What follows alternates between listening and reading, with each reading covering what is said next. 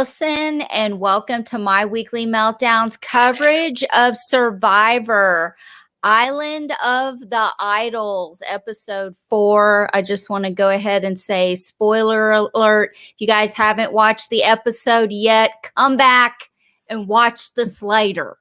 Okay, that's all I'm going to say. Because damn. Damn, what an episode. Guys, I don't even know where to begin. I love a good blindside. I do too. I just think I don't even know where to begin. I have 2 pages of notes. And they have no idea that they just flushed an idol. No clue. Right. I am, okay. I don't want to be the one who spoils, but for the person who went home, I'll let Allison go first. How are you not thinking, oh crap, is it me? Because were you not a part of plans B through Z? Like nobody was talking to you. So don't you start to sweat a little bit? Maybe play that idol? You know, Chelsea going home tonight, I think she was a little comfortable. Mm-hmm. I think that she too comfortable, and it happens. We see it a lot. And that's when you go. And that's pretty much when you go. And, you know, it was between her and Karishma, and it was just flipping all over the place like a fish out of water. You had Aaron wanting Dean out, Elaine not on board with that, Missy flipping it over to Chelsea, just a whole bunch of stuff. But this whole episode, we got a lot of Nora tonight. Nora is a spectacular hot mess. Listen, great television. I'm enjoying watching her, but not as a game player for any reason. Yes, just because she's so messed up. Look, here's the thing. Well, there's some. Like I said, I'm all over the place. But let's go into Nora real quick on the what is it, the Vokai tribe or whatever. The boat shows up, says you've got to unanimously vote someone to go to the island, or you have to pick a name out of a bag, and nobody's like wants to go, and Nora's like, I'll go, and they're like, bye. They're like, thank God, a few hours without give us a fucking break. Go away, crazy lady. Fuck out of here. Plus, what she just did was, regardless of whatever she came back with, she armed herself with, or they basically were able to say, now we have the excuse to get you out. For like legitimate reasons. So it was such a moronic move. And like, as much as it was kind of like, as an audience member, you kind of sit back and you kind of want someone to volunteer. You kind of like, having the same people go, well, I'm not going to put a target on my back. Well, I'm also not going to put a target on my back. I'm trying to lay low. I'm trying to be in the middle. And you want somebody who's going to like get into it. At the same time, you're like, but maybe not Nora, who already has the largest target on her fridge. Oh, listen, first of all, she goes to the island and meets Rob and Sandra.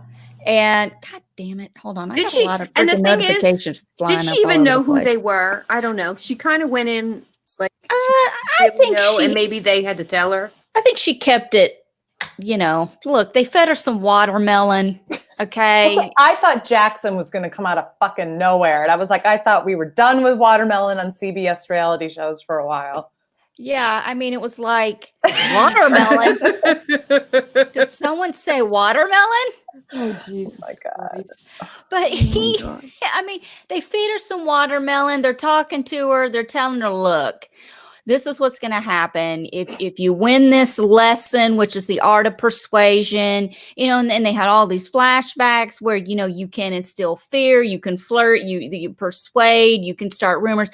If you do what we set you out to do, you get, what was it? You get, what was it she got? An advantage. They didn't say what the advantage was. Yeah, she gets an advantage, or she loses her vote.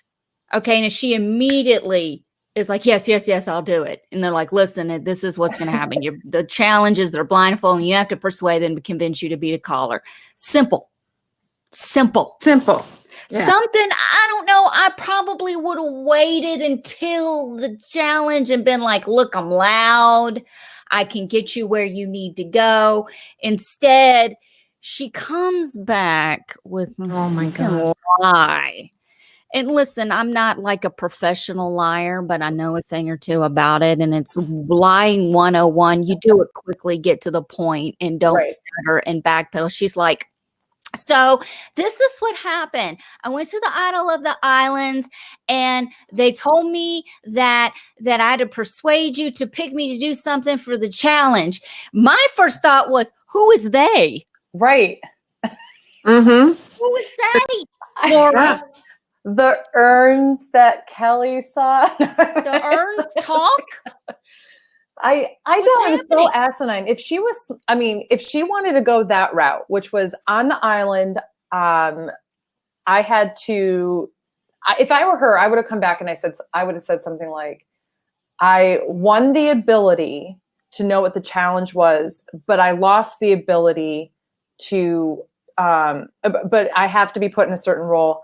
Due to this, I have to be the caller for the next role. And like, otherwise we forfeit the challenge. Like I would have gone that far with it. See, that would have made sense to say we forfeit the challenge if you don't pick me to be the caller. Instead, you know, Jamal and everybody else is like, what is this bitch trying to sell here? I mean, you go that far with it if you're going to go for that. Otherwise, She gave them way too much time for them to decide that we do not want her to be the caller. They even practiced. Exactly. That's what I'm saying. They freaking practiced. Rob and Sandra, when she's leaving, they're like, this bitch is toast, man. I mean, she ain't gonna know. There's no way she's gonna do this. And she doesn't. God. And then we get to the immunity challenge, and it's like, okay, somebody has to sit out. Who's it gonna be? Everybody. Nora. Excuse me, I'm sitting out. What? Bitch, sit down. She didn't get the memo. She didn't get the memo. What my favorite thing was is on Twitter, everyone was like, but what happened to make her, like, we want to see the scenes that made people say, no, we're going to make her sit out. I'm like, you saw it. Wait, don't you have to agree to it? Being the person sitting out, don't you have to say, okay, I'll be the one to sit out? No. Get a choice? I think in the past, there have been people who have just been like, you're sitting out, and then they just kind of go, all right. Some people are kind of resistant to it, but I mean, if Nora really wanted to, she also could have done persuasion there to be like, she could have done the angry before, the threatening portion, but she chose to do what even Rob and Sandra said was the weakest form of persuasion, which is the this for that. And she's like, well, that's what I'm going to do. And I'm like, maybe try out some of the other things they talked about. And she just went make them scared in it right away. She was just, this is, you know, and then when they were practicing, she's like, come towards me. And Dan's like, why would I come towards you? I'm going to be away from you. Oh my God. Oh my God. God, I was laughing. Like, I think I sent y'all a picture of Finley laying down, just looking depressed. I'm like, this is what it looks like when you've been rejected and told to sit out. Just sit out. Yes, Nora, sit down. And then she stands up the whole time. And she's still trying to tell them what to do. She was like right over where they were getting the puzzle done. Like with the team. I've never seen somebody who sit out like not on the bench or standing in front of the bench. So I was like, I always had a moment where I was like, is she going to be like too many men on the field call in football? Like what's going to happen here? I went to ran to the bathroom real quick. I came back and I go, did I miss something? Is she the caller now? Why is she standing up speaking? So when you sit out, you shut up. Sit down, shut up. Yeah, she didn't get that memo either. No one wants to hear it. That's why it's the peanut gallery. Sit down. Can we also talk about with that challenge? What was Tommy doing with going like for 5 minutes straight? I think he was just trying to confuse everybody and just. Well, he's succeeded because I'm sitting here. I'm in my hotel room going, shut up. I can't hear what other people are saying. I was so annoyed. I just got a message from Tyler, and he said, I saw Chelsea is gone, my winner pick. I'll expect y'all to give me shit on the show. We're just going to give you shit, period. I'm not being here. Shit. Be ready. Baby mask this week. That's Tyler's pick. I'm trying to figure out why people are going over when they clearly say go under. I mean, is it a nervous thing? I don't know. I'm just like, those like I bit my fingers to death. Like those challenges where they're blindfolded makes me crazy. You know, it's kind of like, go to your left, your other left, you know, the opposite of the right. Yes. I would absolutely be a caller in this, and like, because first of all, I'm loud. Second of all, I give clear directions. And third of all, like, I know I can get loud in a threatening level to make people listen to me. Oh, I can too, but my ass would be Stop. Yeah, my ass was sitting out. I'm still just, it's just hilarious to me how we got to that point, and it's just like, Nora, take a seat. Just get out of this lane. We just don't need it. It was a brilliant work of editing, because I'm really happy they didn't show the conversation where everybody turned to each other. All right, but when we get there, we're going to tell her sit down, right? Because well, speaking of things that were like, so the again with the Vokai tribe, Jamal is still butthurt 2 weeks later over the Molly vote. Everybody's going out, they're going fishing, and he's like, "No, I'm staying here." Yeah. And nobody thinks twice about it. And guess what? Fines and all. Yep.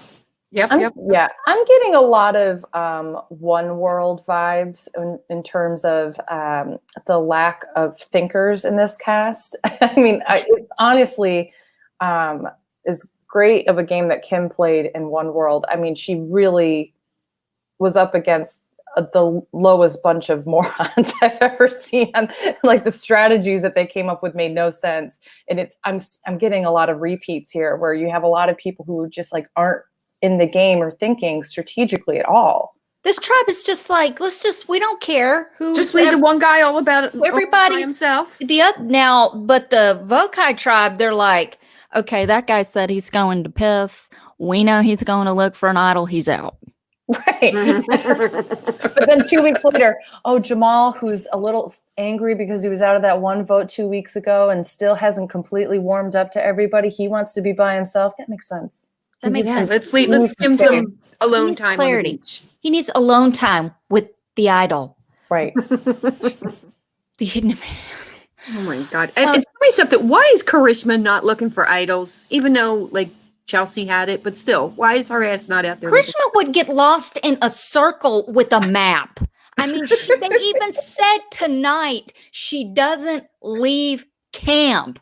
I think Tom said tonight, like, she never goes anywhere. We know she doesn't have an idol. Do you think she has an idol? Fuck no, she doesn't have an idol. Her ass doesn't ever leave. Where's she getting an idol? To be fair, these are the same people who didn't notice that she was like on the ground dying last week. So I don't know. Maybe she has gone off and they just haven't noticed. Maybe when she was lying on maybe it was a ruse. It was fake. Well, she didn't see the bones. So that's right. So it's not real. She's on the ground, laying face down, and lands on a fucking idol. It bleeds all over an idol on my face. It literally required a blood pact in order to find the. She could fall on an idol. It could be stuck to her face, and she still could find walk around with it there. And nobody would think anything of it. And she wouldn't be able to find it either. There's something on my face. Do you guys see it? No. Do you hear something? Do you hear something? It's Karishma. She's got ringworm on her face. We don't know what's happening. Oh God. But anyway, no, it's just funny. Like, they don't pay any freaking attention to her. So she could be doing pretty much anything. And tonight, Aaron kind of brought up the whole, what was it in here? Why are we trying to get rid of Karishma when we got bigger fish to fry? We got Dean and Chelsea running around together, when Chelsea flat out said, I don't want to showmance. Yeah. I'm just cuddling. It's cold. What do you expect me to do? Yeah. I'm not cuddling up to any of you bitches. You nasty. It's the only one who smells decent. Yeah. So I don't know. He's the only one that washes his ass thoroughly. Yeah, that's who I'm laying up against. You're the only person that washes where it counts. If I see you out in the water, in here and down here, we're good to go. We're cuddling. We're like this. I am cuddling your clean ass. We're cuddling clean ass to clean ass. That's a clean spoon going on right there. But you know, dirty spoons. Yeah, but what do you think? Do you guys think that it was a better choice to get rid of Chelsea over Dean. This is the second council in a row where they don't know they flushed an idol. So Big mouth Dean. Yeah. Yeah. Oh You know? God, yeah, that's true. they don't know. They didn't know that they did it last week. They did it this week. So they're not good game players. They're lucky. That's literally what it is. No, they're stupid. They're accidentally making good moves. I know. Absolutely. And Joseph asked a question in chat similar to this. Is this cast full of smart game players or those who just make great TV? 4 episodes and I can't pick a winner in that set. And I feel the same exact way. I can't look at anybody and see a winner. I see people who are either really lucky and are happening upon good moves, or I see people who can't think with any kind of strategy at all. They're like Forrest Gump in their way to finale. For real, we're watching freaking Forrest Gump. It is nothing is happening on purpose here. There is no way it's happening on purpose. You can't convince me otherwise. It's just insane. And also Kim's in the chat, so hi Kim. Hey Kim. Hey girl. Oh, Kim. Yeah, I got a little chat. Hey Kim. Hey everybody. Let's say hi to everybody in the chat. I'm sorry, we're not ignoring you. We've got Pokemon 9 is in there, Joseph Baza, AFG, Moki, Carlito's Way, Mars. I think I said Kim. Good evening, beautiful ladies. Well, good evening to you. Kim again. Yeah, I mean, I don't even know. Look, I'm still stuck on Nora coming back from the island and saying they told me what I would have a fire lit out of my ass. I would levitate off the ground. I'd jump up and go, Nora, who's they? Oh no, nobody talk till she clarifies who they is. Kelly, was they there too? Y'all asses, both of you, Kelly, Nora, both get up there. Who is they? Go. Nobody's moving from this camp until somebody tells me who they is. It would have been a great, if only just for entertainment, for Kim or Kelly. I mean, to be the one. Wait, is it Kelly or Kim? What's her name? Kelly. Kelly. Thank you. I just said Kim's in the chat. Whatever. Yeah. For Kelly to come back and go, wait, who's they? There wasn't a they when I went there. Oh, exactly. Yeah. Exactly. Really? So entertaining because Nora's not the type of person to call out.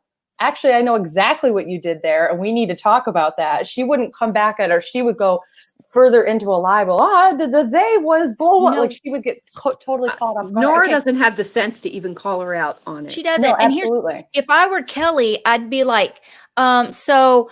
People are like, well, who's they, Kelly? Well, I don't know who they is because I had 2 paths I could choose. And the path that I chose took me to some urns. Yeah. That's how my ass would be lying. I would totally ride that shit. I'd be like, I had a choice. That's right. And then Nora would be like, well, I didn't have a choice because you're too stupid to know to make a choice. 1 out of 2, you'd pick 3, and there ain't a 3. Oh my God, it's so true, and you can make the lie up that I'm sure it's different for every person that goes there. And for me, I had a choice: this path or that path. Oh, there was somebody, and I don't have my phone. I apologize. I don't know, Beth. I don't know if you saw this but there was someone who tagged us on Twitter. Talking about how the final 3 could possibly it could entail a lesson from Rob and Sandra, and that lesson, whoever wins that gets to pick the person to take the final 2 or something. Oh, interesting. I think it'd be an interesting twist in it. Kind of give them some little bit of power, but I loved it tonight when Sandra just about Elaine not knowing what was going on. That one never knows what's going on. No clue. Never. I've said it before. I'll say it again. From here on out, I need Sandra, maybe Rob, but mostly Sandra in a hut at Tribal Council and forever. Forever. They really did not put any effort into Nora like they did with Kelly last week when they're hiding behind bushes, when they're doing death crawl. Seriously, how much effort can you put into Nora?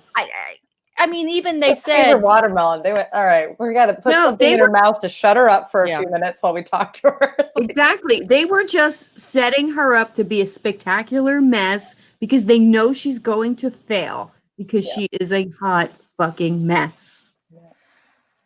And she failed. and they were like, and she just took it. She just said, yes, I'll do it. Didn't even wait for anything.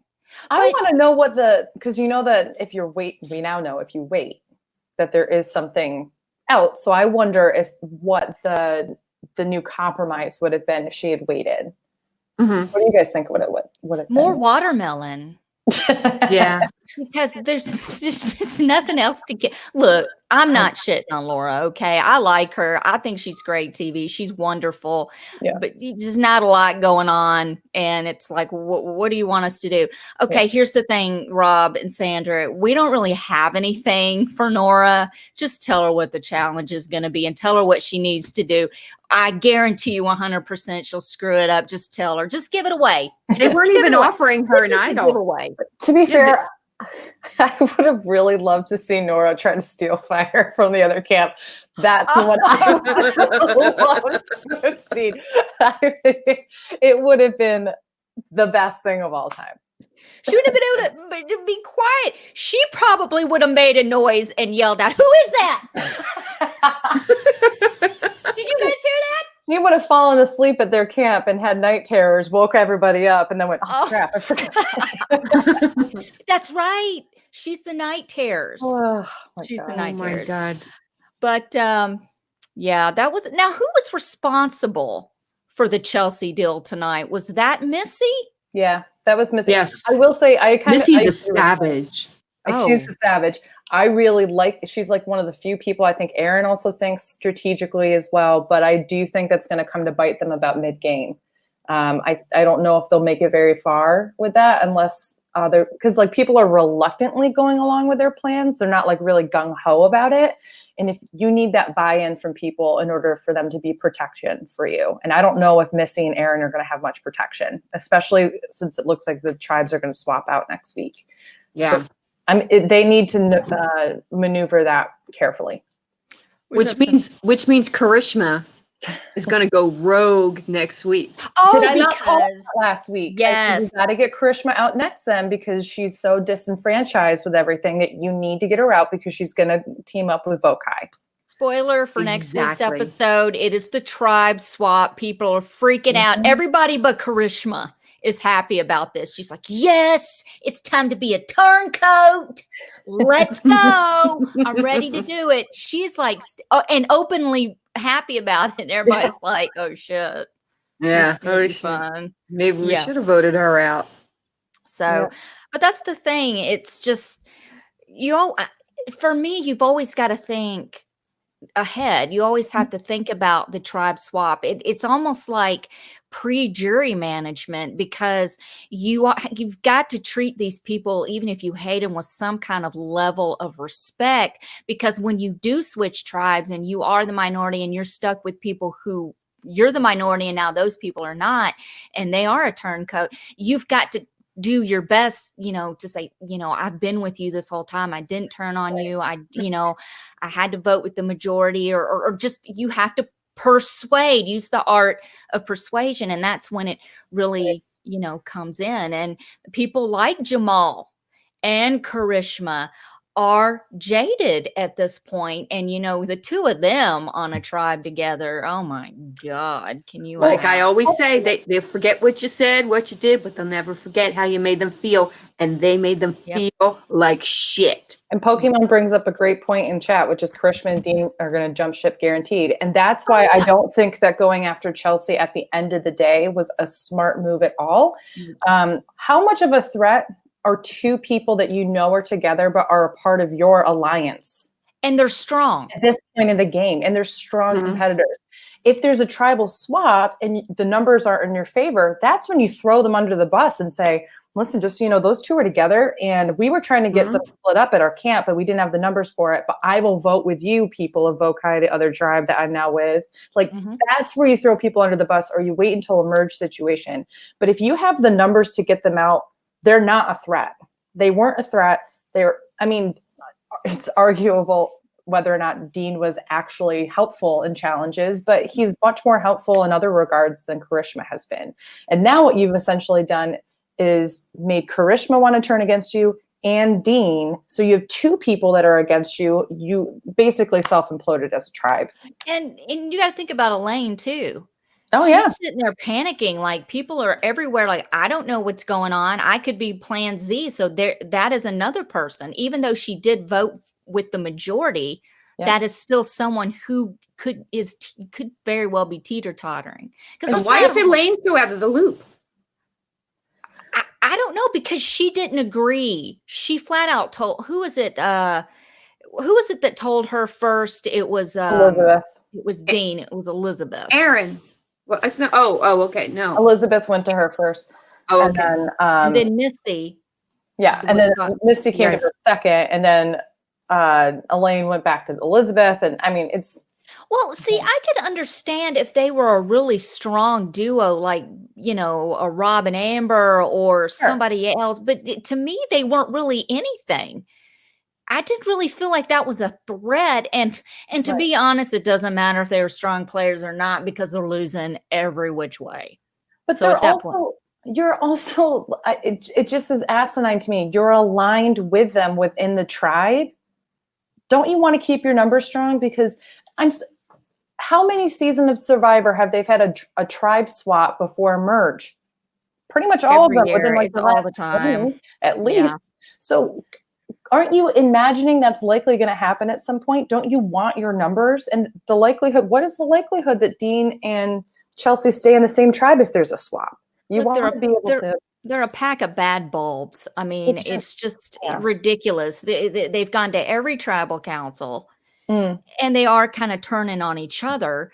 And it's like, listen, you're losing. Think about this from a psychological point. Why are you losing? What is going on inside this tribe? You know, I mean, and I have to say, Elizabeth, I think, did a really good job calling. I mean, she did good. I wasn't really down with the let's split up into groups and I yell at you separate. What was that? You need to make a fucking human centipede. Excuse me, Jesus. Make a human centipede and freaking drag each other through that challenge. Get on there. Get pucker up. Just let me pull you. Let's go. Right. And I also I don't know if you saw this, but on the Vokai tribe, when they were going through the under obstacle, they knew ahead of time what they were going to get into. So I think there was some strategy getting in. But I liked that every single one of them immediately caught the head of the person in front of them, which is a nice thing to do. Because like if you're coming out of something, you're coming under, you have somebody who's already like got your head that you know that you're underneath the obstacle. Like it's just little things like that showed that team was working together in such a better capacity. Yes. Well, they obviously had heads up. Well, that's true. Oh, heads up. Heads up. Well, all in all, I thought it was a really good episode. I'm still laughing about Nora. Do you find it funny that they didn't offer her an idol? What for? I mean, this is Nora we're talking about. I told you this was a freebie, Deb. They told Sandra and Rob, listen, Nora's on her way. Okay, she's not the brightest bulb in the pack. It doesn't go up. The elevator doesn't reach the top. Okay, she's not a bad person, but you get what I'm saying? So what we're going to do is we're going to throw some watermelon at her. And we're going to tell her exactly what to do and how to do it. And we're going to give her all these ways to do it. And we're going to tell her the one way not to do it.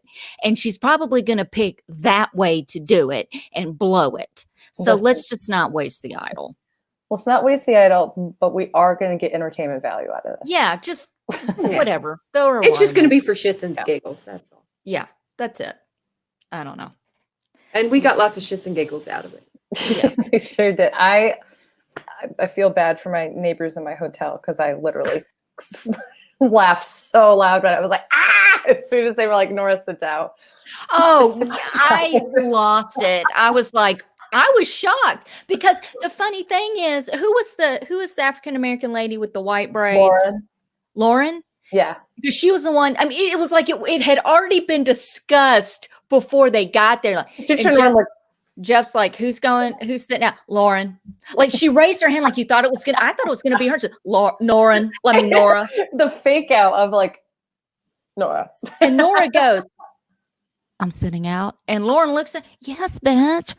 Come on now. Sit down. Sit down, bitch. Yeah, and then she's standing You up. did your part already. We got to learn what the challenge is. Sit your ass down. Listen, and it doesn't count, Nora, that you're standing up on the sideline still calling. And there's another one that's about to go rogue. Doesn't count. What? There's another one that's going to go rogue. Oh my God. I would love for a Nora, Karishma, and Dean meet up to happen just because it would be such a hot mess. Just get them together and they can all just sit around and this is what's been going on with me. No, it'll be a pity Express Alliance. Oh my God, it'll be a pity party, Debbie Downer one-upper fest. It'll be like, oh, well, that they did that. They just made you sit out a challenge. I cut my fucking hand off and nobody blinks. And Dean's like, well, they voted out my girlfriend. Again, I win. I cut off my hand and nobody blinks. It's just a stump. I just have a stump. That's it. I have a stump now. And they want to bitch about why I don't do anything around camp. I've got one hand. I'm a righty. I would love for them to make a third tribe out of this swap. And it's the third tribe is just the three of them, and they have to like build their own camp. And it turns into Nora being upset that nobody is helping out, and why people aren't getting palm leaves when they go out to get water and coming back. And then Dean's doing work, but doesn't get any kind of strategy. And Karishma's just laying around. Feeling sorry for herself. That's what I need. Like, look, I only have one thing left. One hand. I have one hand and it shrunk. Oh my God.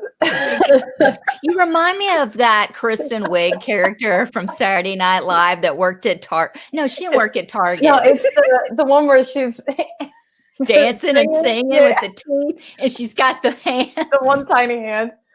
Yeah. Oh gosh.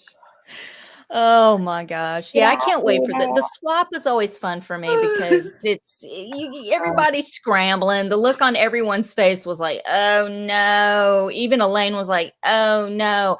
Oh yes. Yes. It's happening. And it's gonna be beautiful.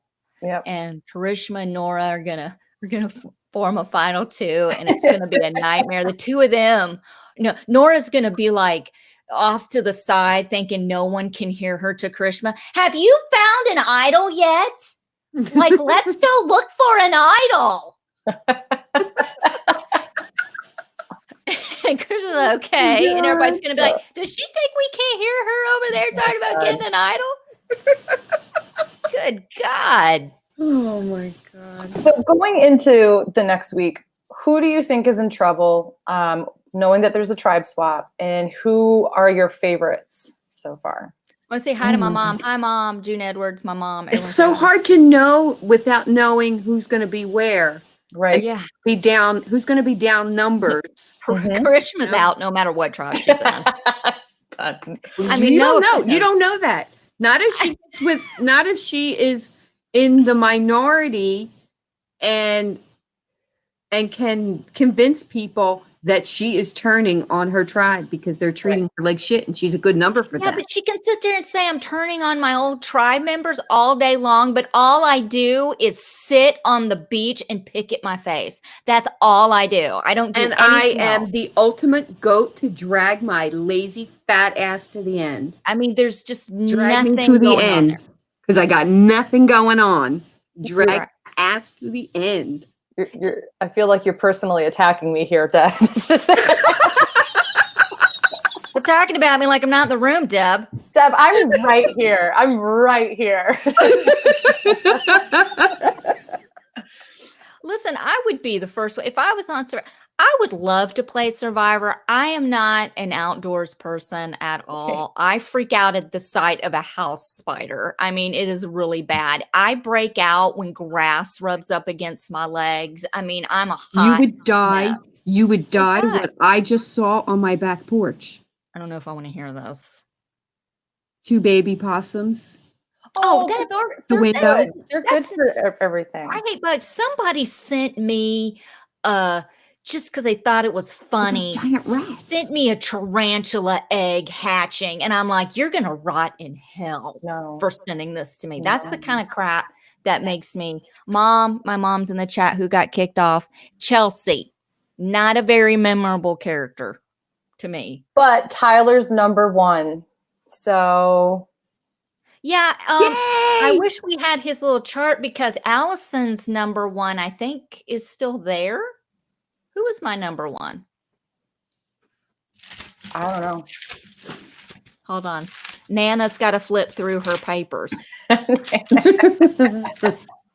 Nana just needs to get her reading glasses. Yeah, I think it's Dean. I'm not sure. I don't know. I'm sorry. Yeah, I know. And Karishma's in my top 5 too. Oh no. Oh my God. But she's just 5. I don't know. I would keep her around. Yeah. Who are your favorites to win? Not necessarily a winner pick, because I feel like it's really hard with this cast, but if you had to choose like 2 or 3 people that you think have longevity, who do you think they would be? If I could pick, I think Kelly. Mm-hmm. I like her. Tommy still I like him. One of my picks. He's good. And gosh, who's that other one? Definitely not Dan, Harvey Weinstein. He's not. Harvey Weinstein on the Yeah, he's not. God, I want to say Missy, but she's got to bring it down a notch. Yeah, she's I like Missy. Yeah, I love Missy. Those are my 3. Lauren. I like Lauren. She reminds me of, they showed her in the flashback. Siri? No, what's her name?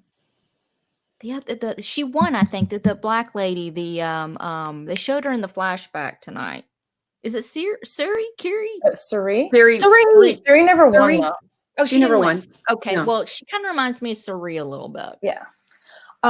Joseph has all of your picks that are still left. I also like Jason, who was the caller for Vokai today. I think he's on a slight redemption arc, considering he was the targeted first person because he went off to pee and they thought he was looking for an idol. I think he's done a good job of socially integrating himself back in. Joseph, we love you. Allison has Dean, Karishma, Tommy, and Tom. Okay. Yeah, I had Dean. He's still there. Karishma, listen, I think I was last, and that was like dodgeball pick. Okay. And Tommy and Tom, I picked for War Dog. He and I were talking. He's like, you got to pick the chief. So I picked the chief. And shout out to War Dog. We love you. Shout out to War Dog. And let's see, who's Tyler? Tyler has Jason, Jack, Elizabeth, and Laura. So, and I can't remember. Andrew had Nora, Kelly, Elaine, and Dan. That is a mixed bag. Wow. And Andrew's wife was about to pop out a baby. So I'm not going to hold this list against him, but that is like a Big Brother over the top 4. Wow. Thank you, Joseph. He wrote, that is a real fan. Well, Kim has Missy, Jamal, Aaron, and Janet. Also, Janet, you know what? I just finished Survivor Philippines. And Janet's doing a really good job that is slightly kind of reminding me of Denise Stapley, who won Philippines. Now, she's the older lady with the short hair? Yeah. Okay. And that she's tough in challenges. She's flying under the radar. She's showing her worth, and she's making genuine connections with people. So she's kind of somebody that I'm interested to see a little bit more of at this point. And she wasn't somebody on paper that I thought, she kind of came off a little abrasive on paper. So that's why I was like, I don't know. She's not going to be someone who can socially integrate. I have not heard one person say anything, against her. And I'm loving how the older players were not the first ones to go. Me too. Yeah, that's always good. They're still there. And they're proving themselves. Elaine, Janet, Tom. I mean, they're all there and they're all pulling their weight. And they are kind of laying low a little bit. And it is about, and it's like Deb has said, it's how you make people feel. you know, and there's an art to it because you have to do it in a way that it doesn't put a target on your back, because when that one person is being alienated, you need to go talk to them and reassure them, but you need to do it in a way where it doesn't look like you're with them, if that makes any sense. Yeah, you can still reassure them and make them feel good about themselves, but you can still write the friggin' name down at tribal. Right. And Sandra, I write your name and it's done. What did you say? Wasn't it Sandra? The first episode is that I write your name down and it's done. Oh yeah, Rob's like, do you feel bad? No, I write your name down. That's it. That was one of the pictures that we have. Yeah. Let's see if I can find it. That's one of my favorites. Yeah. I write your name down and it's done. Exactly. I want to put that on a sampler and put it next to my door or something when I walk in. Oh. But she's so, I mean, I don't understand how people don't like Sandra. I really don't. Oh God, I love her. I love her. She's queen. She's a savage. It's just, and you have to be when you go into playing these games. It's like I've always said, you know, when you go into playing these games, you're going to do things that you wouldn't normally do. And that does not define you as a person. And you're backstabbing, you're doing all these things. And I think that the fear is what the fans are going to say about you and what they're going to be like, oh, you're, you know, and talk shit about you. You know, unless you're Jackson throwing the N-word around on Big Brother 21, I think you're okay. You know what I mean? I just play the game and do what you got to do. I'm going to respect someone who's going to play the game. You lied to my face.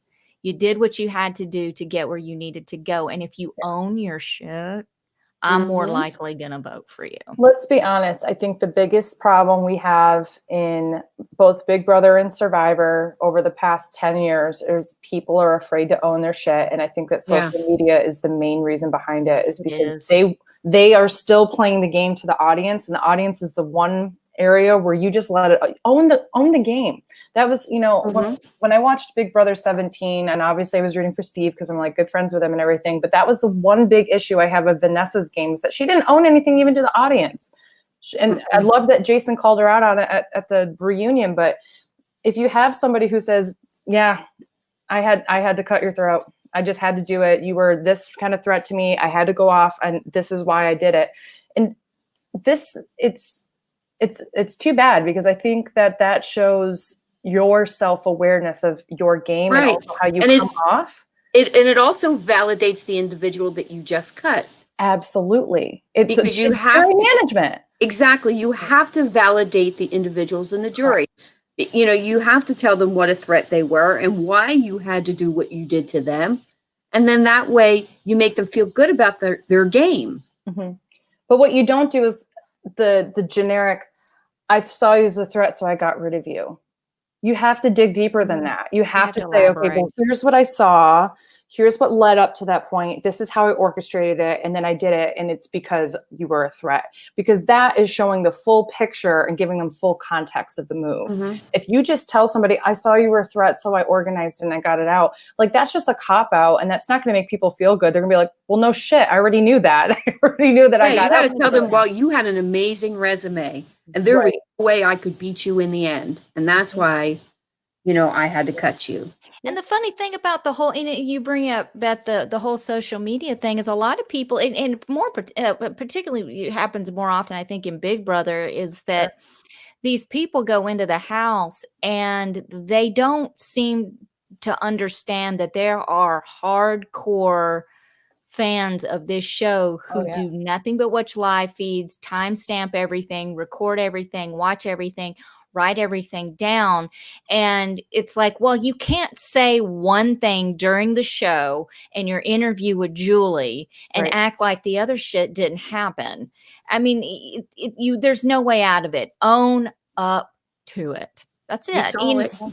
Well, the other thing is, I mean, obviously the biggest difference between Survivor and Big Brother is that Survivor's in the can and the people are watching it live. They're seeing the edited version. They're seeing how they're coming across, and they can immediately address things, which is why you typically, there are problematic people who've been on Survivor, but the backlash typically isn't as bad because it's addressed right there. The people are able to kind of take ownership over it.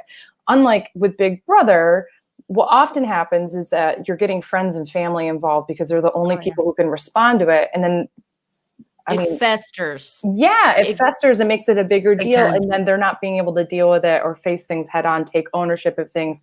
And they may not even realize how they're coming off. I think a lot of what happened with Jackson was pure ignorance, where he's just ignorant. And just like David said in the finale, he has implicit biases that he is not aware of and needs to be confronted with that. But he's going to be more resistant to do so now because he's been just attacked online, which is unfortunate. Yeah. He should be learning. And with Big Brother, some of the fandom are like straight up thugs. They're like keyboard warriors. Oh yeah.